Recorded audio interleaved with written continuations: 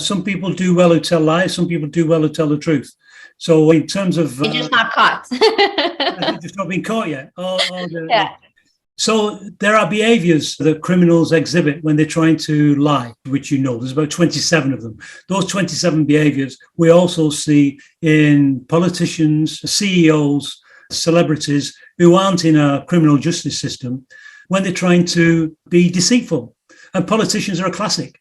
They even get trained in this and they applaud each other for being able to pivot. They call it pivoting, which is not answering a question, which is evasiveness. No, you're being evasive. You're not answering the question. You're a liar. If there's a cluster of three, that's applauded. It shouldn't be applauded. Lies and deception shouldn't be applauded.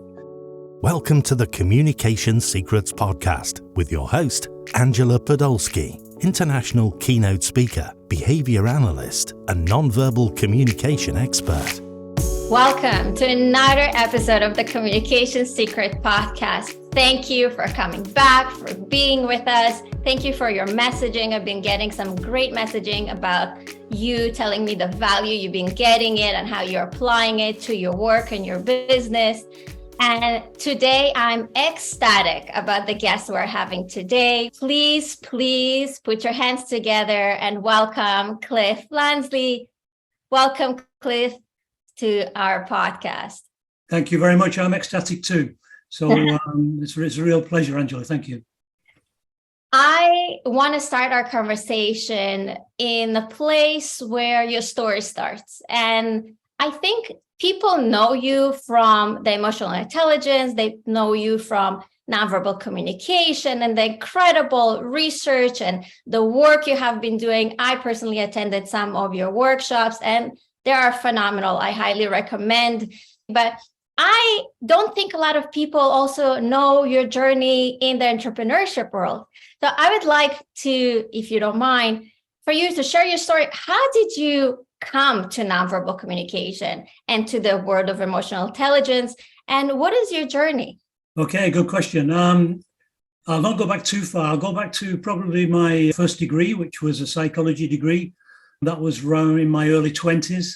That's when I was moving into managerial leadership positions, and I was really interested and fascinated in people. I knew people were the secret, if you could understand people. And therefore I took a psychology degree. It wasn't the greatest degree in the world. It was a bit bland and generic. And I thought, this needs fixing. So early on, I was already redesigning a psychology degree. But that took me into a world where we set up a company called Development Processes Group. Now, the clue is in the name, Development Processes Group, PLC. So it's based in the UK. It was something I wanted to do. And there were too many courses around. There were too many sheep dip bland courses, especially in emotional intelligence and in leadership, which were the areas that I was focused on. And so people were sheep dipped into these courses, whether they needed it or not. And so I thought, what would be healthy would be to do some form of diagnostic, like you do in medicine, like you do in engineering. You take stock of what's the health of this person. Let's do some blood checks. Let's check your blood pressure. And then let's just fix the bits that are wrong, rather than putting you through a intensive 20-module course when you might only need 3 of them. So I was interested in efficient, effective learning. And that was part of my project in the psychology degree because it had an educational focus. And diagnostics, find out where the gaps are, help people fill the gaps with whatever learning solutions that needs to be, and then measure distance traveled. So pre-test, post-test was something I was a big fan of. And that made it efficient for companies and corporates to buy into training because they're only buying the things they need for each individual. And then if everyone needs it, then you can put a group event together. So that was kind of the philosophy from me being 23, 24 onwards. So Development Processes Group, I wanted a course which had a beginning and end and a development process in between. So development process was a key label for that company. So we set that up. When was that? I was 25. I'm 64 now. You're giving away your secrets. I'm 64 next month. I'm 63. So I said you're a May baby. A May baby, a Gemini. Oh, it's May because of both of us. That's it. Both of us. So that's why we get on so well. So about 40 years ago, I set up this company. Primarily, we were looking at two fields. One was leadership. And in those days, there was a lot of stuff going around about management, people not needing a management qualification to be one. To be a doctor, you need to be qualified. To be a dentist, you need to be qualified. To be a manager, you didn't. You just needed to be a good engineer or a good teacher, and then you became a head teacher or you became a manager. So people were thrown into managerial jobs and leadership jobs that they weren't prepared for and weren't trained for. And that was a crime. It wasn't their fault. They were promoted to, they call it the Peter principle, above their level of competence without the proper training. So development process is set up to try and work. And we work with a lot of 40-year-olds. The people who had gone into those roles were struggling, were stressed, working 80 hours a week, just trying to keep their head above water, to help them find out, right, where's your gaps? What are you good at? Right, put that in the bank. What you're not good at, let's move that forward.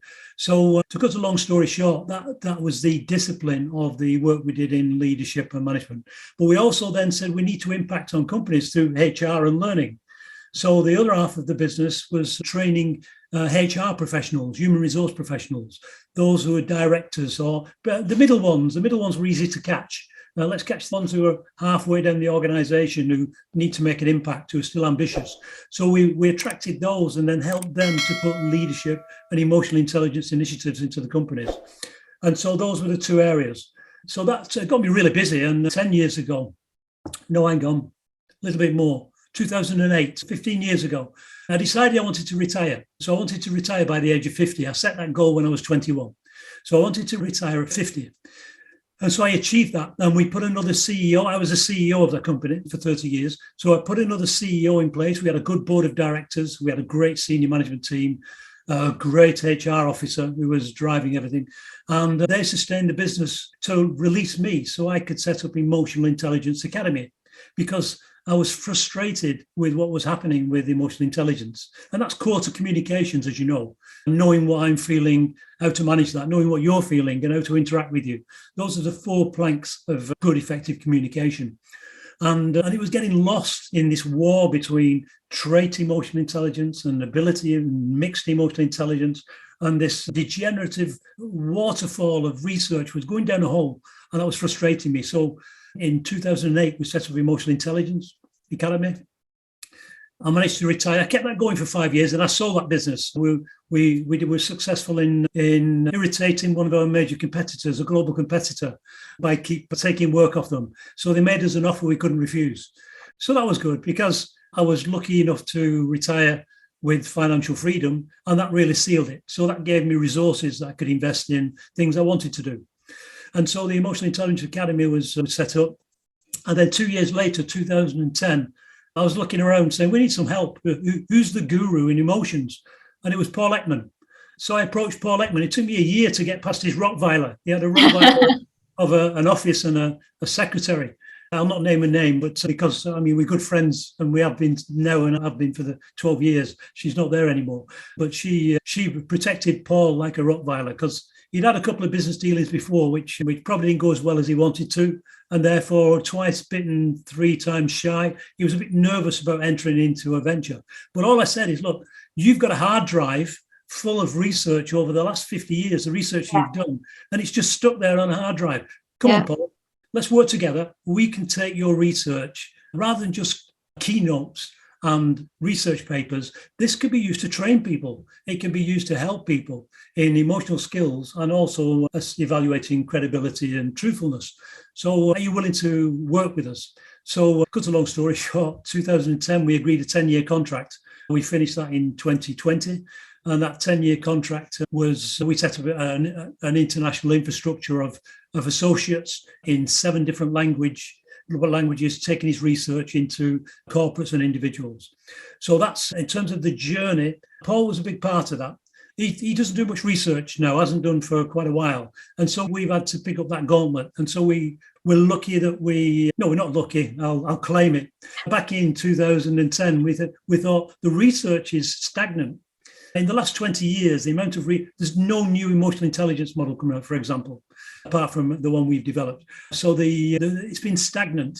So we set up 2010 with a relationship initially with the University of Central Lancashire, now with Manchester Met University, to set up a master's degree. So the Master in Science degree in communication. in behavior and credibility analysis, which you know very well, as you shared that journey with us and helped us along the way. So that's that MSc, where we wanted to do that to create opportunities for professionals, practitioners, to combine their practice and underpin it with good research, not myths, in terms of communication and emotional intelligence and so on. Plus, we've got our own research army, because part of the MSc is as you know, it's a major project in year 2. And that project, we push people, don't just take stock of what's going on, do something, take it forward, contribute to the knowledge, move things forward, please. And if you do move things forward, we're right behind you, we'll fully support you. So of course they get a master's degree, but we get some great research from the students across the world in many cultures. And so that's where we are now. I mean, I managed to get a sabbatical about 4 years ago from the team, as you know, to do a PhD. Now, why do I need a PhD as a 64-year-old who's not interested in a career or a CV anymore? Because I was sick of waiting of an emotional intelligence model to fuel communications. And I got fed up of waiting. And so I said, look, release me for 3 years, full time, on sabbatical. And I'm going to research what's out there. We're going to create one, and then we'll create some assessment tools to go alongside it. So I had the luxury of having a team that allowed me to do that. And that started in 2017. And then the thesis was published in 2020. So it took me 3 years to full time to do the PhD. And the reason for doing the PhD is I wanted the rigor of the research to be scrutinized by other people. So I was lucky to have Paul Ekman as a mentor when I started the degree. And then the guru of assessment methodology for emotional intelligence is Don Saklofske. And Don Saklofske agreed to be the external examiner. And he's the architect, he's the chief editor for personality and individual differences, PAID, PAID. So he's well known in the word of personality, individual differences. And why did I pick him? Because he was from the trait camp and I was coming from the ability camp, because I wanted EQ. I wanted an IQ equivalent for EQ, something you can measure, right and wrong answers, not just self-report. And Don comes from the other field. He comes from traits and personality. And I said, look, Don, you're a tough choice. I said, but if anyone's going to challenge me, it's going to be you. And I joined the CREO as well, which is the Consortium for Research in Emotional Intelligence in Organizations, because that's full of Daniel Goleman, Jack Mayer, Caruso, Solove, and people who have developed tools already that I was critiquing in my thesis. So I joined that gang and asked them for feedback along the way. And it's been a good journey. So probably not a quick background of my journey, but you've probably got my life story there in 12 minutes. Yeah, but it is an incredible journey, and your dream to retire is not coming along anytime soon, which is great for us because, a lot of people thinking to retire, but in the end, they find their passion and it drives more things that it's not necessarily financial, but actually substance that if they would maybe be driven financially, it will not look the same way. So you coming from authentic place where you said, I did my financial, I did my business, I've been in that world. Now I want to give back in your own way, which is still a business. It's still running. You still have a community. I know you have incredible 2 sons that are a part of it. I got lucky to meet them, but it's coming from an authentic place. And we feel that. I've been part of some of your workshops, as I said before. And I think that comes out, that passion, that it's not just a business and I have to make money, but it's a passion that I want to educate people in communication, in behavior, and give the experts the tools that they need in whatever industry they are in. And with that, I want to go back and kind of unfold some other stuff, because you started in the nonverbal communication world where it was almost unheard. And there's still that gap of the academia and the real life application, or the people that up front working with individuals and companies like myself.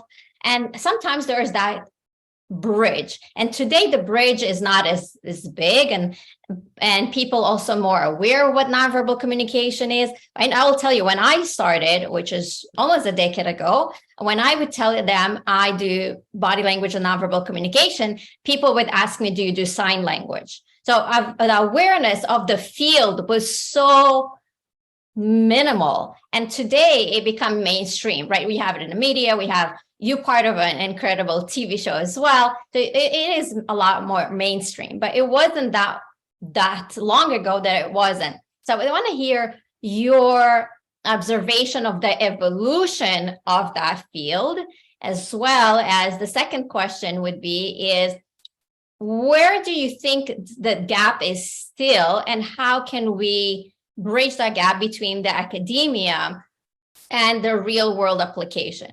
Good questions. The nonverbal, we've been hampered by contradictions in the research community, and also contradictions in the publications and books. So they all say different things, and not many have rooted their nonverbal signals, theories, and concepts and models in science, in good research. And the frustration there is, we move into clients, we move into like security companies, intelligence companies, and military and airports, people that we help. And we see posted on the wall all the pictures of extracts from books, which I'll not name names, with stuff in there which is bullshit. So it's not only doesn't work, but if you've got someone working in a life and death situation who's relying on it, that's irresponsible. It's dangerous even. And so we've got a duty as the non-verbal behavior analysts, you and I and the network, to clean out the myths. And sometimes that doesn't make us popular. So sometimes I will speak out. It doesn't sell books. It doesn't sell any books. No, but like you say, I'm financially independent. I don't need money. It's not quite, that sounds horrible, but I don't need finance. But I've got a passion. I've got two passions, actually. But one of them is to help people in as respectful way as I can. But sometimes that turns to assertiveness in terms of, please don't advocate that isn't founded in research. It might work for you as an ex-3-letter officer agent for the CIA, the MI6, the FBI, the MI5. It might work for you a few times, but N equals 1 is weak research. It's only based on your research. Has this been replicated? Has this been applied? Has it been tested? Have you got control groups? Have you pulled out the bias from this? And I don't class myself as an academic. I think academic, one of the best definitions I found in the Cambridge Dictionary is academic is of no practical use. It's of no practical use. Now, that used to be I was a little bit browsed down and determined with that from being 21. I would never be a PhD. They know so much about so little. And they become an irritant because they close their minds to other research once they've got a specialism. And many of the PhD people I knew was that way. So I vowed, never to go up the academic ladder. And I know, here I am. But that frustration with myths. So any opportunity I can get, like you mentioned the TV, we do a lot of work for Warner Brothers and Discovery with their criminal cases on the Faking It program, where they luckily, we found a producer who trusted us. And I got Professor Dawn Archer involved, as you know, Kerry as a profiler. So the three of us come on as I look at the nonverbals. Dawn Archer, who's a linguist expert, as you know, looks at the linguistics element of what the person is saying and how they're saying it. And we cross over a little bit on voice. So I look at the psychophysiology, the body, the face, and the voice. And we don't step on each other's toes, and we film independently. And what comes out is so consistent because we're rooted on the same foundation of science. So people comment on that. Oh, you must collude and produce this together. No, I've never worked with Dawn on set. At most, we've crossed over in makeup and hair. So we crossed over. We never collaborate. 60 plus cases we've done. We never swap notes before the show. Never. And you can ask Dawn the same. So we go in and we're natural and we say what we're good at. And because we're rooted in science, it gives us a confidence. And we've never been sued. We're insured for 10 million each US dollars, but we've never been sued by people that we're evaluating and analyzing. Even those, Prince Andrew, Meghan, the R. Kelly. We've looked at people who are celebs as well as those who are in prison or those who aren't with us anymore. So that's a non-verbal, come back to your first question, the non-verbal discipline is, thank goodness, there's enough of a groundswell now. We need a critical mass of people saying, well, actually, there's no single indicator of deception. You need a cluster, and the cluster needs to be corroborated across multiple channels within a time frame that's triggered by the question, not by a meandering speech from a suspect or a target. So that's my joy of, it's happening too slow, but that's my joy of seeing the science coming into non-verbal.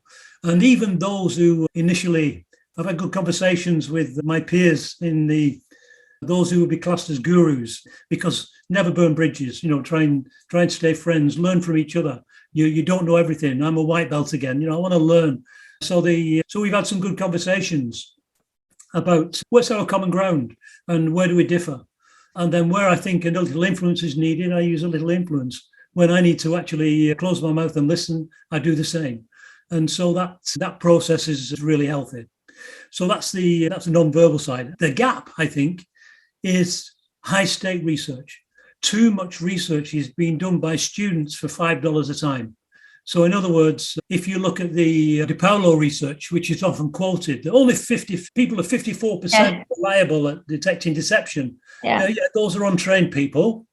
Yeah, that's the general public. But trained people are hitting 90% plus. Why do people keep quoting untrained people? People aren't going to be good at discerning truth from deception when they're relying on myths. So as you know, where we do a 3-day course on truth catching, and the first day is taking the myths out, and then we build the discipline and the processes and the algorithms for people to make reliable decisions. And we use cases which are high stake, because people don't leak the information that we know people leak in high stake situations when the stakes are low.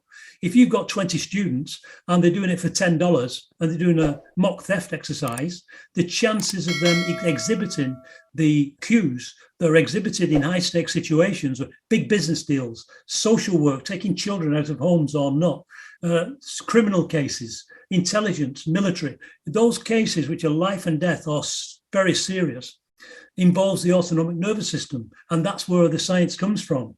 We're pushing research upwards so that when people can see the findings, they can get some commonality. They can see how that makes a difference. So that's probably the gap. The other big gap is my big passion.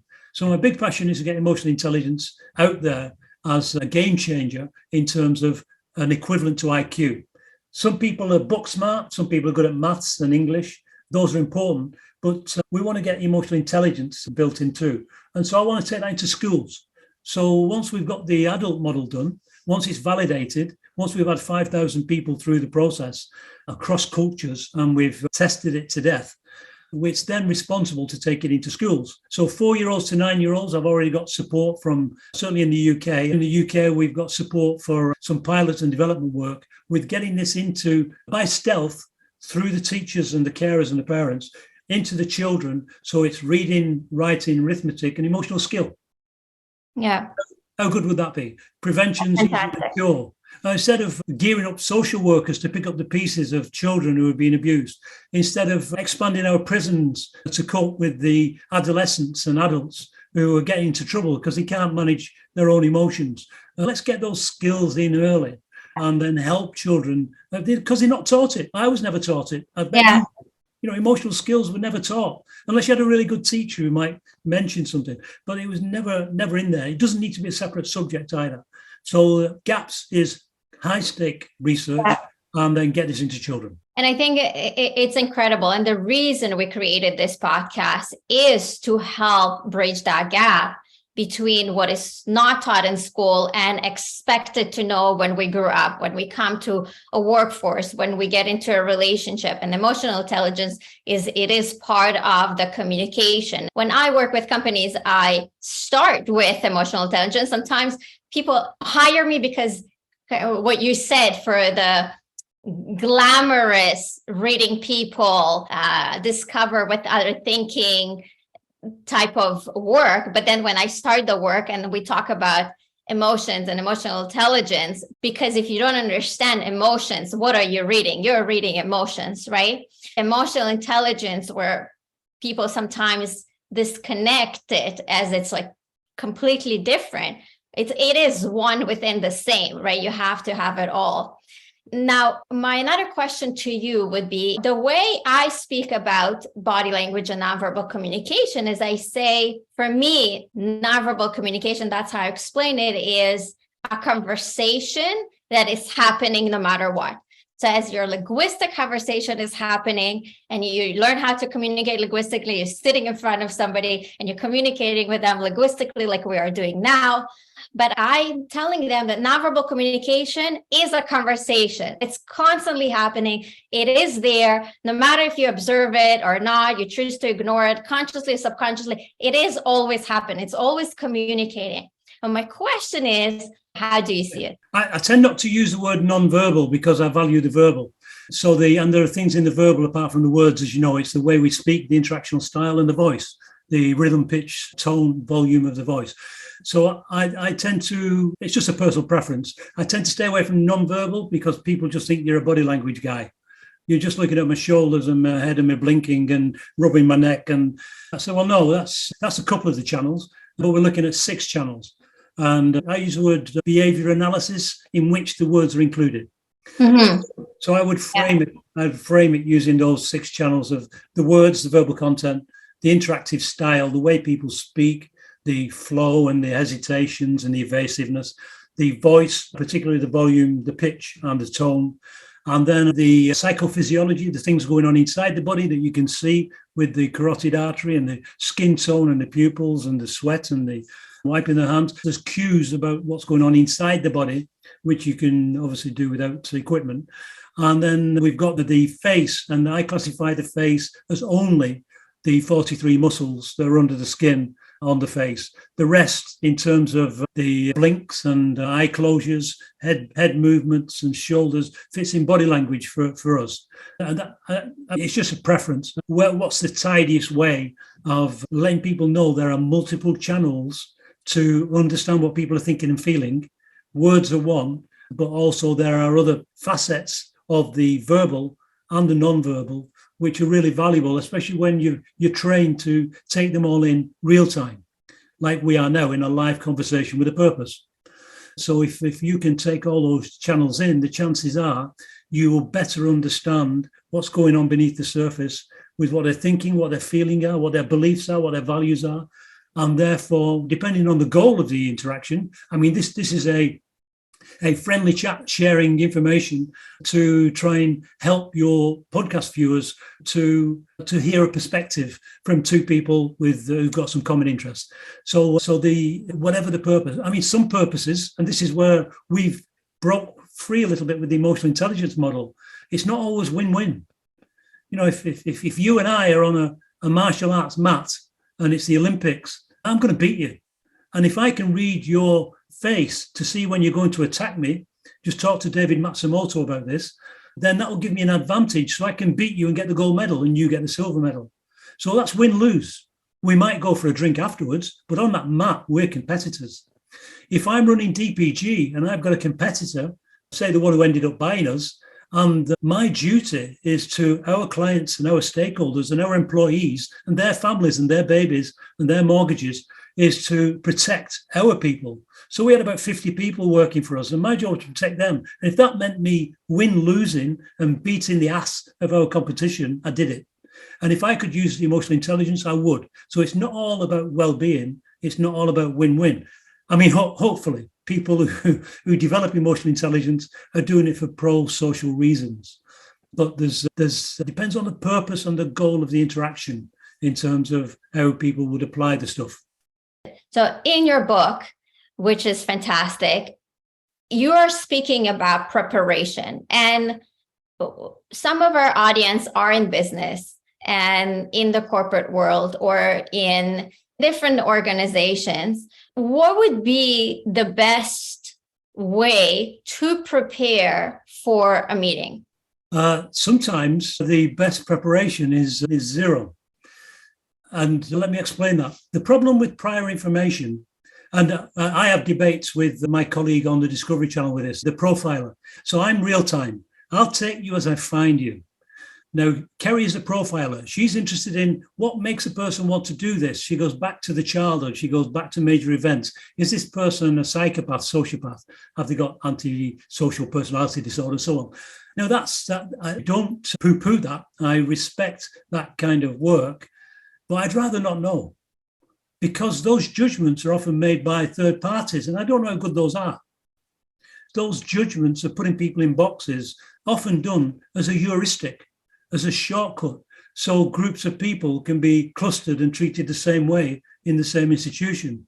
Now, psychologists agree every individual is different, and I prefer that philosophy. So I don't care. I don't want to know. I don't want to know if they've had 3 criminal records. I don't want to know about their background. Just let me have 45 minutes with them. And if I can have 45 minutes with them, plus or minus 15, that tends to be my rule of thumb to get to the truth, then I would rather go in without bias. So the thing about people giving you information beforehand, whether it's a marketing company, so if you're in business and you've got, say when we were selling our company, so we were selling our company and we knew what our EBITDA was. The EBITDA is what the accountants use, earnings before interest, taxation, depreciation and accruals. So in other words, how much do you earn, how much do you spend, how much do you make in the middle? Right, whatever that is over the last 3 years, you can multiply it by anything between 3 and 12, depending how strong your business is. So if you're selling a company, you want 12. If you're buying a company, you want 3. So if your EBITDA is 1 million, the buyer might want to pay 3 million for it. You might say, well, no, I think we're worth 12 times EBITDA, so we want 12 million for it. So in that arena, you need to have some working knowledge. I wasn't a financial accountant. I was a CEO. I had a working knowledge of figures, but I wasn't a qualified merger and acquisition expert. So we took some experts on board to help us sell the company. I said, it's okay, I'll handle the meetings. So I took a couple of colleagues. I managed to film it as well. You'd love this. I said, our chairman can't be here. Can I put a passive camera at the back? Because he doesn't like being left out. And I love it. He lives down in South Wales. It's just a passive camera. It's only for you, and you can have a copy if you want. It's only for our use, just in case, because scanner, real time. Yeah. We can pick up 90% of everything on the fly. But just in case we miss something, I split the meeting into 2. I said, can we have an initial exploration meeting? Can we have an hour with our team to discuss? Really, I was just checking a couple of things in the video, and then we can come back to explore any areas that we thought were interesting. And so on the other side of the table, we had the CEO of the acquirer and the finance person, the venture capitalist who was providing the cash. So reading both of them was quite easy. Panel of 5 is difficult. When they said two are coming, we had 3 and a camera. Perfect. So then we recorded that. We looked for the value points. We looked at the trouble points. We looked at the areas where I was poking a little bit and getting some anger and resistance. And then I was watching the finance guy about what he could afford. And the CEO was working on ego, and the finance was working on just spreadsheets and what he could sell the company for 3 years later. And we also wanted people to look after the staff. And so we shortlisted 3 buyers. And this one made the top on several criteria, one of which was to perpetuate. The company is still running. So we sold it 5 years ago. So what would you want to know beforehand as a commercial CEO or a board? I'd say you need to know enough so you can talk the same language as the people you're dealing with. If you trust yourself and train yourself in these skills, you can find out what they're prepared to pay. If you're negotiating a sale, not necessarily the company, but you're selling or you're securing a franchise deal or a partnership with an overseas distributor. Of course, knowing no differences is important homework. So if we were setting up a franchise in China, it's important to know the do's and don'ts and the cultural nuances between continents. That's important preparation. But apart from that, I'd rather know nothing and just fly live, wing it. One of my favorite terms. I'd rather wing it because I trust myself. Now, that sounds arrogant, but I don't take much store in third-party judgments and reports made by other people. I'd rather, if it's a high-stakes situation, use my own judgment. So 9 times out of 10, preparation is very limited or none. So very interesting what you said. And I agree, a lot of companies get sold. And I see that all the time working with some of the startups that have been sold, how they get acquired, disassembled, and the life of the company is no longer there. The employees are not happy. So definitely, if you are looking to move on, or sell, or otherwise, and you want to transition, even find the right CEO, somebody to take your place, you want to make sure that you have the right skills, that you're able to read, quote unquote, or understand the person and make sure that they are going to take your company into the right direction. And if you don't have those skills, you bring somebody out from outside, like you said, to be able to help you do so. What interesting for me from what you said is you have to trust yourself. And I completely agree with you. I think when you have that ability of trust yourself, then you are fluid in any place. So for myself, I love doing that. I even go to a keynote and sometimes I tell the person that organized or brought me in, said, do you mind if I scrap everything I prepared and I'll completely go to a different direction, because that's where the questions are. So be able to do that and play, for me, that's where the fun is. And then sometimes it backfires at me and the team knows that. And sometimes I need to prepare a little bit more, but it's a great place to play. It becomes fun and playful, and you are not as stiff, so you can observe more. My question to you is, how can somebody prepare themselves, should you say like that, for a meeting, or to feel that they can trust themselves? That's a big question. It's probably mindset. So I have a mindset, which I work a lot. I do a lot of meditation. I have some affirmative statements. I have some mantras that I use. So having an internal locus of control is the technical phrase for it. I sometimes have to work hard on my patience with people who have an external locus of control. And those people blame, it's the economy, it's COVID. The reason we're not selling in the first quarter in the UK of 2023 is because people are still in COVID mode. They're still working from home. They're lazy. Nobody's buying. The economy is bad. America's bad. It's a global thing. So in other words, this pointing the finger outwards is something I rarely do. Because when you point your finger, you should look at the other three and they're pointing back. So usually that kind of projection of trying to find blame or responsibility outside of your own locus of control is usually a good wake-up call to say, hang on a minute, I'm making excuses here. Some people might call them reasons. I don't know. They're excuses, because the world is the same for everyone. You can manage with the circumstances. So whether it's political, economical, social, technological, environmental, legal, whatever's going on, shit happens that I can't influence because I'm not in government. I'm not the prime minister. I'm not the president of the US, or I'm not in the echelons of the secret societies that run the presidents. I'm not in those circles.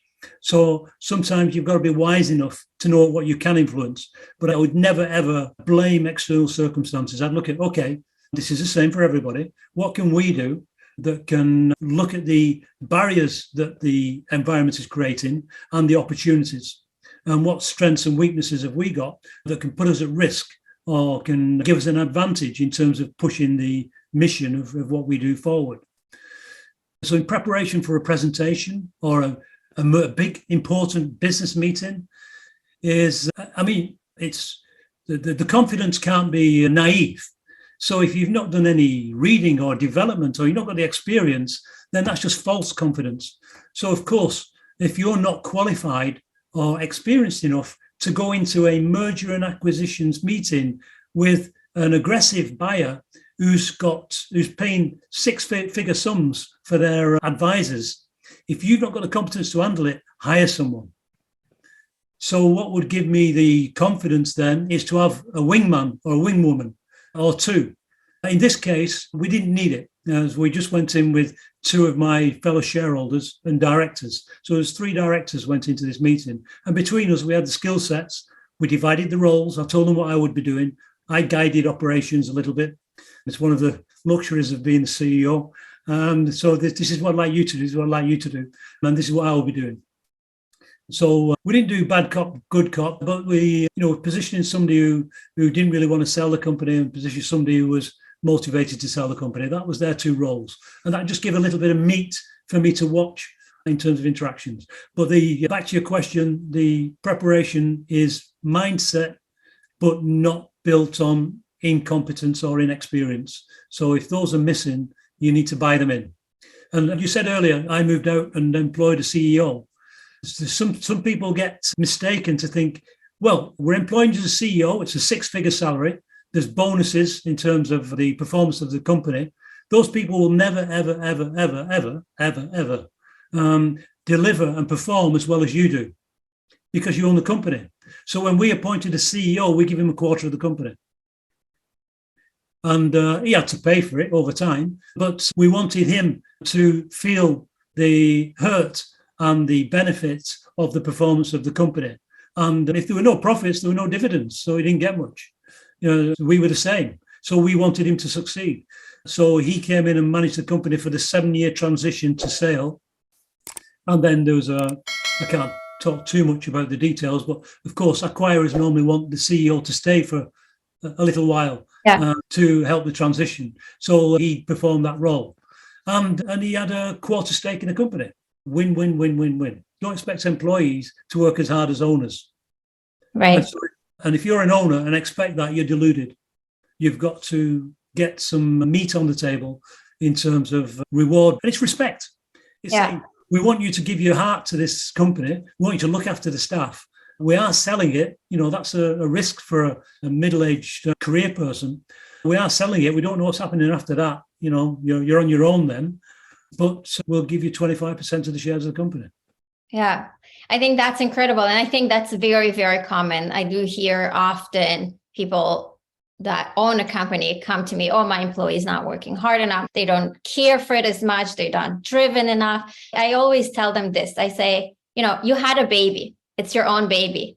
The way you take care of your baby will be very different than if you give it to the neighbor and you ask them to babysit your baby, right? It will be different. They don't know the baby the way you know it.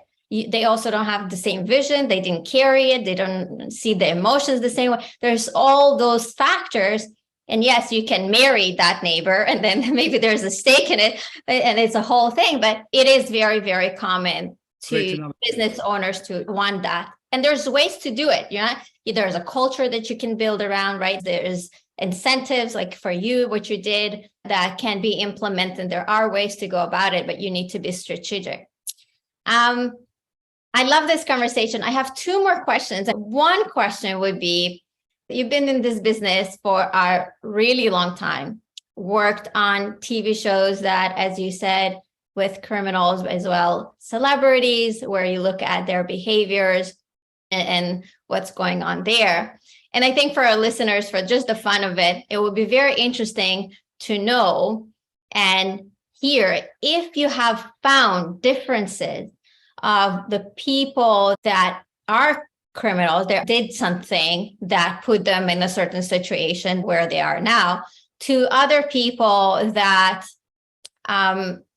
doing well and succeeding in their behavior, in their communication, in their thinking and feeling. Have you observed differences? Well, you're separating criminals from those doing well. Some people do well who tell lies. Some people do well who tell the truth. So in terms of... They're just not caught. They've just not been caught yet. So there are behaviors that criminals exhibit when they're trying to lie, which there's about 27 of them. Those 27 behaviors we also see in politicians, CEOs, celebrities who aren't in a criminal justice system when they're trying to be deceitful. And politicians are a classic. They even get trained in this and they applaud each other for being able to pivot. They call it pivoting, which is not answering a question, which is evasiveness. You're being evasive. You're not answering the question. You're a liar. If there's a cluster of three, that's applauded. It shouldn't be applauded. Lies and deception shouldn't be applauded. So in politics, it is in most cultures and most communities. That was a good interview. You managed to duck and dive, not telling the truth. Well, we expect the truth from our politicians, unless it's an official secret, unless it's intelligence, unless it's military, unless it's something that needs classifying, that could be a danger to our population and our community, politicians should learn to be truthful. Business people, different. Pepsi and Coke, the mission statement of Pepsi is 3 words: to beat Coke. That's their mission statement. They just want to beat Coke, Coca-Cola. So Pepsi Cola just wants to beat Coca-Cola. And that's them. So that's aggressive. And if they have to hide their figures, if they have to use expensive accountants, well, my first experience when I went into business, I was so naive. And after I think we made, we turned over about $1.5 million in the first year of we were quite lucky in the first year of our company. And we had a meeting with the accountants, and they said, right, what do you want your profit to be? We've got to do the returns. We've got an 18-month year end. You can have 200 grand profit or 200 grand loss.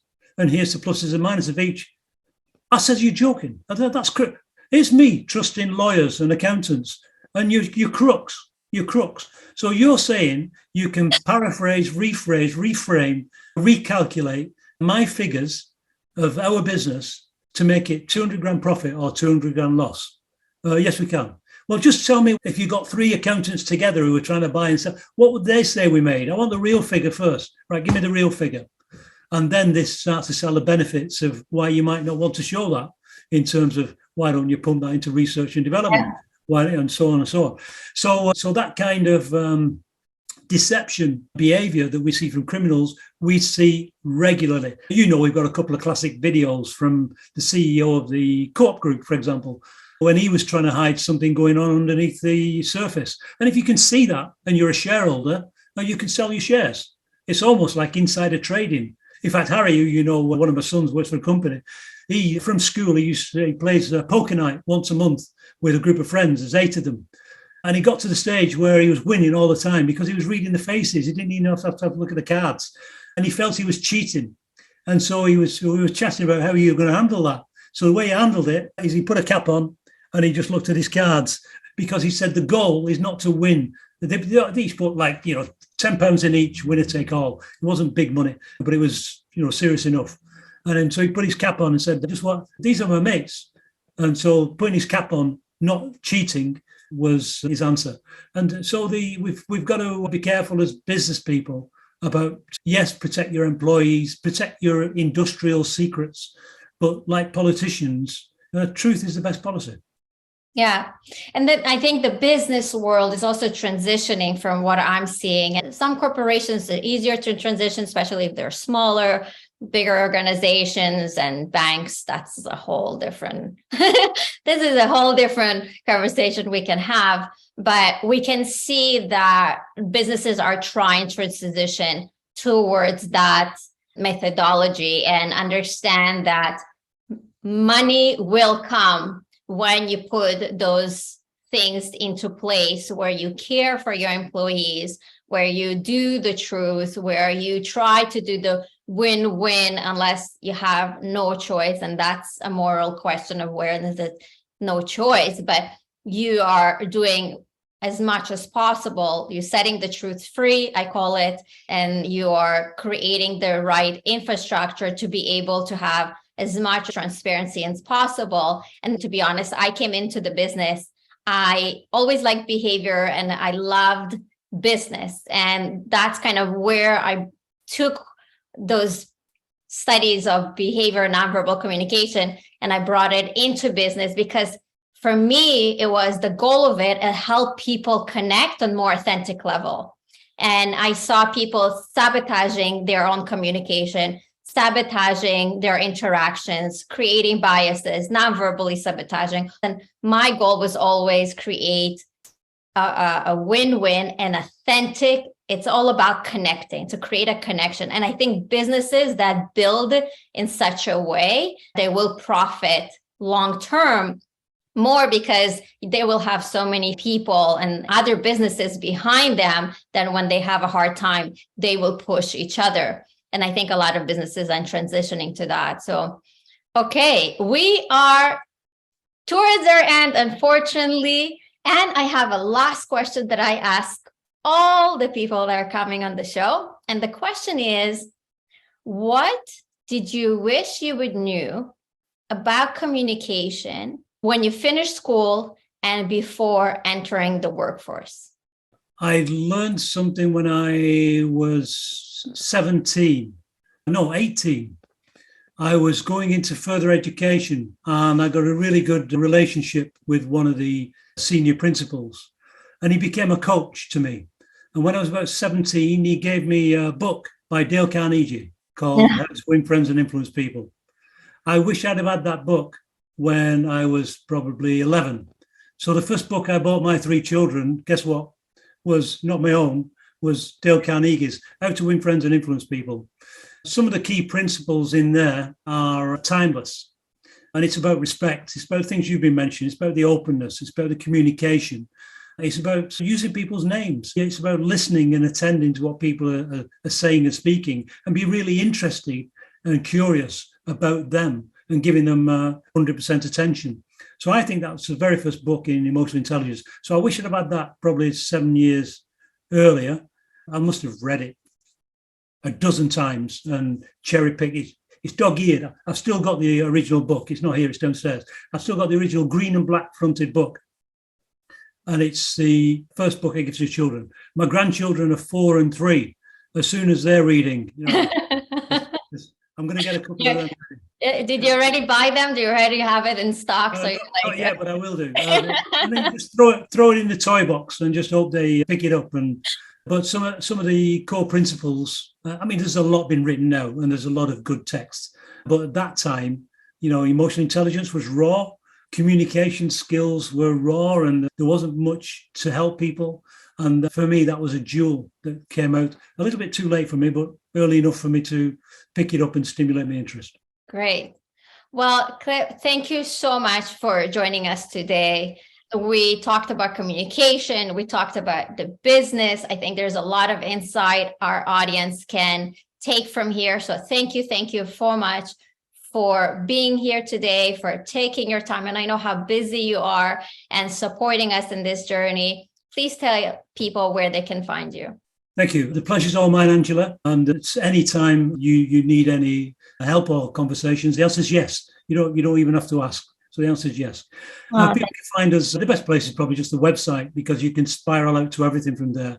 And that's www.EIA Group, which stands for Emotional Intelligence Academy. So it's eiagroup.com. And then there's lots of free stuff on there, which for people to push and develop their communication skills. Great. Thank you very much. Thank you, listeners, for being here for another episode of Communication Secrets. We always love hearing from you. So please write questions in the comments so we know what to address in the next episodes. Write your comments, your questions, your thoughts. Share it with others because we are here trying to create a better world in helping people communicate more authentically, connect, and live a fulfilled life. And for that, you need a community. So thank you very much and see you in the next episode. Thank you for listening to another episode of Communication Secrets. We hope you enjoyed this episode. Subscribe, comment, and ask your questions, as we always love hearing from you. Make sure to share this podcast with others, leave a review, and click that subscribe button to get notified on the upcoming episode releases. Thanks for supporting us in our mission. See you next time.